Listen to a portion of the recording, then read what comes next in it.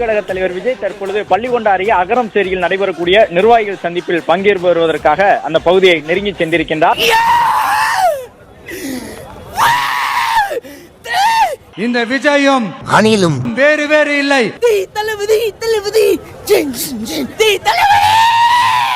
இந்த விஜயும் அணிலும் வேறு வேறு இல்லை. இன்னைக்கு என்ன தீர்மானத்தோட வந்திருக்கான் தெரியலடா சாமி.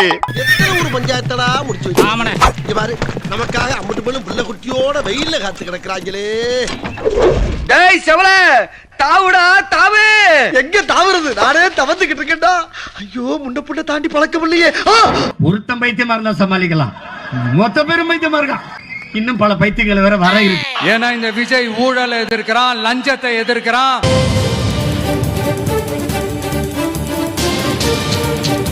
இவர்தான் ஊழலை ஒழிக்க வந்த உத்தமர். அகராதி பிடிச்ச பைபிளெல்லாம் வந்து நிக்கிறாங்களே. ஒண்ணு பேசப்படாதாடா. மக்களோட மக்களா நிக்கிறான்.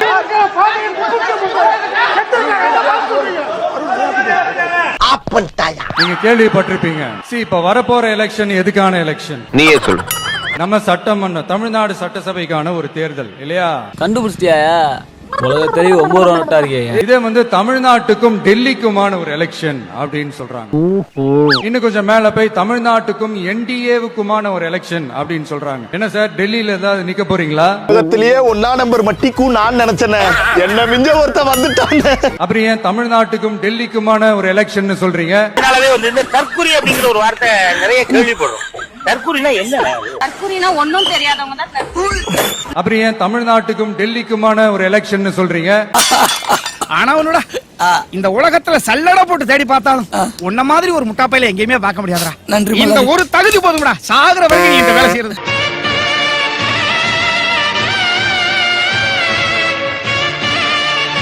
என்னையா அது உட்கார விட மாட்டேங்கிறாங்க. இப்படி சோறு திங்கிறக்கு எவ்வளவு மானம் கட்டு போய் தெரிய வேண்டியிருக்கு தெரியுமா? பேசுறாங்க பேச்சு. வர கூட்டங்கள்லாம் ஓட்ட மாறிடுமா அப்படின்ற கேள்வி எல்லாம் பல விமர்சனம் கிடையாதுங்க. யாராவது இவ்ளோ ரிஸ்க் எடுத்து வரணும்னு அவசியமே இல்லையே. அப்படியா? அப்படித்தான். பேரு விஜய். விஜய் என் பேர் விஜய்ங்க. ரசிகர் வந்து அஜித். அலங்கார பந்தலிலே அழகாக படுத்து விட்டோ. இது வரைக்கும் உங்க அப்பா ஜெயிப்பாருங்கிற நம்பிக்கை இருந்துச்சு. இப்ப இடையில ஒரு 2 பேர்ட்ட பேச்சுவார்த்தை நடத்தினேன். உங்க அப்பா க்ளோஸ். ஆன்லைன்ல என்ன ஊட்டின்னு இருக்காங்கன்னா, தல ரசிகன் தளபதி தொண்டனு இவங்களே ஃபேக் ஐடியா கிரியேட் பண்ண ஒண்ணு அந்த மாதிரி பண்ணிக்கிட்டு அஜித் ஃபேன்ஸ் எல்லாம் ஓட்டு டிவி கேட்கதான் சொல்றாங்க. எவன் சொன்னா? நானே சொல்லிக்கிட்டேங்க. எப்பவுமே நல்லா ஒண்ணு புரிஞ்சுக்கணும், அஜித் ஃபேன் எப்பவுமே ஓட்டு யாருக்கு போறான் இல்ல சொல்ல மாட்டான். அவன் எந்த ஒரு மொபைல்ல 10 கனெக்ட் பண்ற மாதிரி ஒரு டிவைஸ் ஒன்னு. ஆமா, அவங்க வேலையே பிஆர் தானே, அவங்களோட வாழ்க்கை உண்மை தானே. அதெல்லாம் எத்தனை வேணா காட்ட கூட காட்டுவேன். பாலிடிக்ஸ்ல வேற ஏதோ பொலிட்டிக்கல் லைன்ல இருக்கு. எல்லாம் ஃபுல்லா பிஆர் தானே, ஃபுல்லா அவன் பாக்குறது எல்லாம் அந்த மாதிரி தான் பண்றானுங்க. தல ரசிகன் உண்மைதான். இதெல்லாம் அண்ணன் தம்பி நமக்குள்ள எதுக்கு? அண்ணன் தம்பியா? என்ன அண்ணன் தம்பின்னு உன்னோட என்னையும் கூட்டு சேர்க்கிறேன்? எல்லாம் இப்படிதான் போறாங்க. இப்ப அஜித் ஃபேன்ஸ் ஓட்டெல்லாம் விஜய்னு சொல்லிட்டு அந்த மாதிரி சத்தியமா கனவுல கூட மந்திர சொல்லுங்க. அதை அவன் என்னென்ன எங்க ஆளுக்கு பண்ணிருக்கான்னு சொல்லிட்டு மறக்கவே மாட்டோம். கூட பிறந்த அண்ணன் தம்பிக்கு அப்பனுக்கு இதை கூட செய்யணும்னு மனசுல ஆசை இல்லையாடா? செய்யணும்னு நினைச்சா செய்வின மட்டும் தான் செய்வேன். தலை ஃபேன்ஸ் யாருக்கு ஓட்டு வேணா போடுவாங்க, அது அவங்களோட விருப்பம். ஆனா சத்தியமா அந்த நாய் கிடையாது. என்ன கோபத்துல இருந்தான அளவு பான் கூட அப்படியே காரிய மூஞ்சில் துப்பிட்டா. நான் அப்படியே ஷாக் ஆயிட்டேன். இத 4 விஷயத்தை நீங்க செஞ்சாலே போதும். விசில் சின்னத்துக்கு நேரா இருக்கிற அந்த பட்டனை பச்சக்கு பச்சக்கு பச்சக்குன்னு ஒரு அழுத்த அழுத்துங்க. இத வந்து ரிஸ்கே இல்லாம ஒரு பட்டனை தட்டுறதுக்கு போய் கஷ்டப்படுவாங்களா? அவ்வளவுதான்.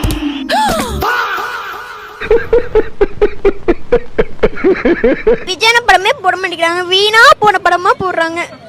அதுக்கே அலறீங்க?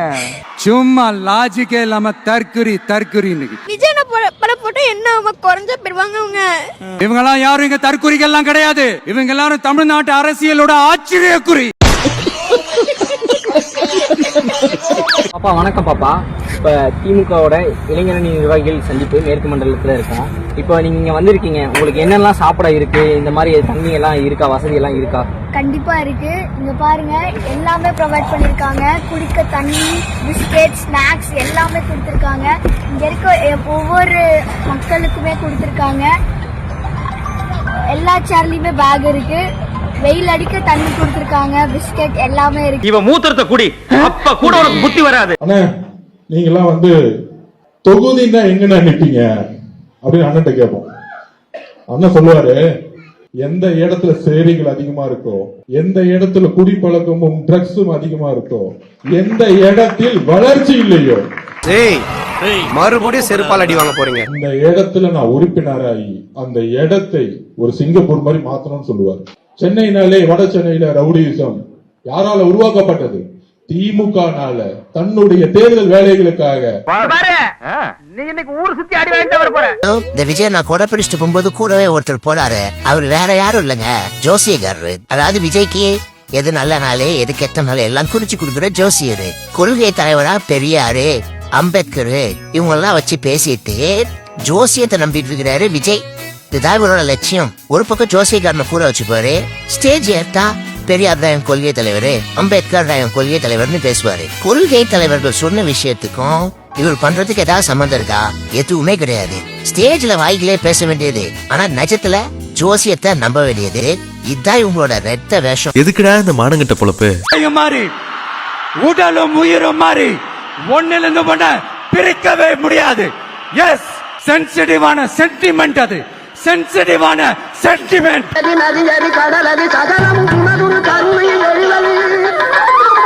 சென்சிட்டிவான சென்டிமெண்ட், அது சென்சிட்டிவான சென்டிமெண்ட்.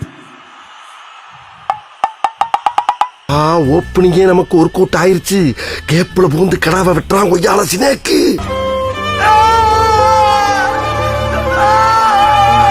என்ன ஃபீலிங்னா கையில மாதிரி செட் ஆகல. இந்த பையன் என்னமா திங்க் பண்றாயா? எவ்வளவு பெரிய அறிவாளியா இருக்கான் இவெல்லாம். ஒரு பெரிய விஞ்ஞானிய பிறக்க வேண்டியவன். ஆஸ்காரோட வாங்க போறேன். இப்படி நடிக்கிறேன்.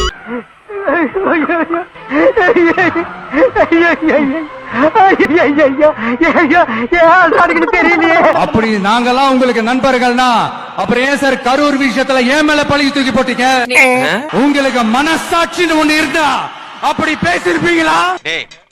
அறிவு கட்டவன புரியல உனக்கு? எந்த ஒரு அரசியல் கட்சி தலைவரும் தன்னோட தொண்டர்களும் அப்பாவி பொதுமக்களும் இறக்கிறத எப்பொழுதும் விரும்ப மாட்டாங்க.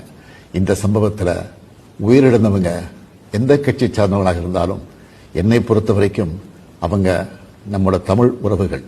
எனவே சோகமும் துயரமும் சூழ்ந்திருக்கக்கூடிய இந்த நிலையில் பொறுப்பற்ற முறையில் விஷமத்தனமான செய்திகளை தவிர்க்கணும்னு. Den Ball nicht geben? Ach, Schatz, da musst du doch nicht weinen.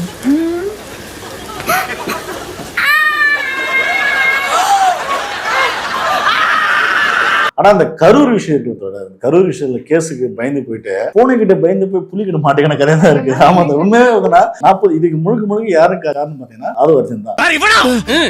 இவனாவா? இவர்தாயா?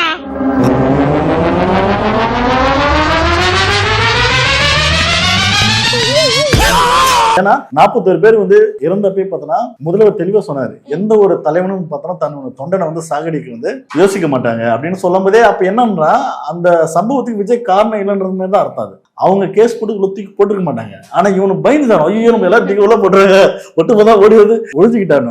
எவ்வளவு ட்ரிக்ஸா எண்ணி உள்ள கொண்டாடுறாங்களே. வெளியே ஆனா உண்மைனா மாவட்ட செயலர் அரெஸ்ட் பண்ணாங்க, அவ்வளவுதான். இதன் காரணமா போயிட்டு விஜய் எல்லாம் தூக்கி உள்ள வைக்க மாட்டாங்க. ஏன்னா அப்படி வச்சாவே டிஎம்கே சரியா செயல்படலாம் அர்த்தம். ஏன்னா விஜய் தூக்கி உள்ள வச்சானா இவங்களே அவனை பெருசா இது பண்ண மாதிரி ஆயிடும், வளர்த்து விடுற மாதிரி ஆகும், பெருசா புஷ் பண்ண மாதிரி ஆயிடும். ஆனா அந்த மாதிரி யாரும் பண்ண மாட்டாங்க. ஏன்னா அந்த அளவுக்கு ஒரு முட்டாள் கட்சி கிடையாது. ஏன்னா நமக்கு எதிரி யாருன்னு தான் பாப்பாங்க. சோ ஆப்பாண்டு நமக்கு எதிரியானா இபிஎஸ் தான் பாக்குறாங்க, இல்லன்னா பிஜேபி தான் பாக்குறாங்க. உன்னை எல்லாம் நான் மனுஷனாவே மதிக்கிறதுடா, மயக்க ரேட்டுக்கு தான் மதிக்கிறேன். அப்படிங்கும் போது விஜய் எல்லாம் ஒரு ஆளை பார்க்க மாட்டாங்க. ஆனா இவனுன்னா திரும்ப பயந்துட்டு ஐயோ நம்மள தூக்கி உள்ள வச்சிருக்காங்க, என்ன பண்ணலாம் கைப்பிடிச்சு பிஜேபி விட்டு விட்டாங்களா? காலங்காத்தால உனக்கு குறவழி வரைக்கும் சோத்த போட்டு வண்டியில ஏத்திட்டு வந்ததுக்கு உன்னால என்ன பண்ண முடியுமோ அதை பண்ணிட்டேன். நாங்களாம் உங்களுக்கு நண்பர்கள்னா ஒரு ஈவென்ட், ஒரு ஃபங்க்ஷன் நடத்துறதுக்கு ஒரு இடமோ ஒரு பர்மிஷனோ ஏன் கொடுக்க மாட்டேன்றீங்க? மக்கள் உண்மையை தெரிஞ்சுக்கணும், கொஞ்சம் பாருங்க. காவல்துறை உங்களுக்கு பல கட்டுப்பாடுகளை விதிச்சிருக்காங்க. அந்த கட்டுப்பாடுகள் மீறி இந்த கூட்டத்தை எப்படி சமாளிக்க? இல்ல 51 கட்டுப்பாடுகள் அவங்க கொடுத்திருக்கிற கட்டுப்பாடுகள் எல்லாமே ஏத்துக்கக்கூடிய கட்டுப்பாடுகள் தான் இருக்கு. இதை தவிர்க்க வேண்டும் அவங்க எந்த கட்டுப்பாடுமே கொடுக்கல. எங்களுக்கு நல்ல அறிவுரைகள் தான். இதெல்லாம் இருந்தா ஒரு கும்பலை எப்படி கட்டுப்படுத்த முடியும் அந்த மாதிரி கொடுத்துருக்காங்க. கிட்டத்தட்ட பாத்தீங்கன்னா ஒரு 3 கிலோமீட்டர் தூரத்துக்கு பேரிகார்டு போடுறோம்.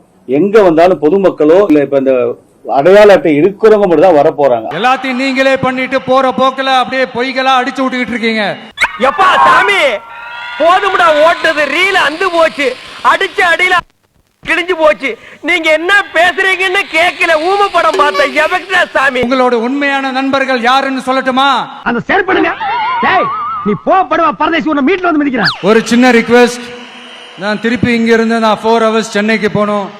தயவு செஞ்சு யாரும் என் வண்டிக்கு பின்னாடியோ என் வண்டி சைட்லயோ பைக்ல வராதீங்க. உங்களை நான் கெஞ்சி கேட்டுக்கிறேன். Code word accepted. Thank you.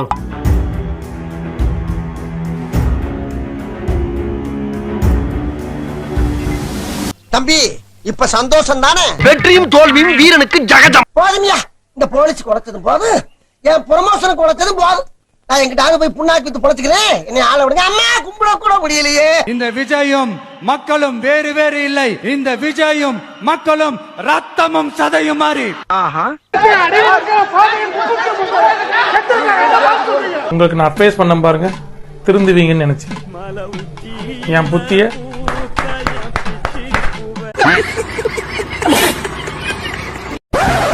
Start பண்ணு.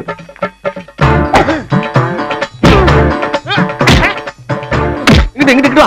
அப்படியா படைக்கலடி மண்டல மட்டும் அடிச்சிடாத. குலக்கேசல் உள்ள போயிருவேன். சரியா? உங்க வீட்டு பிள்ளையா நினைச்சு எல்லாரும் என்னை மன்னிச்சிருக்க.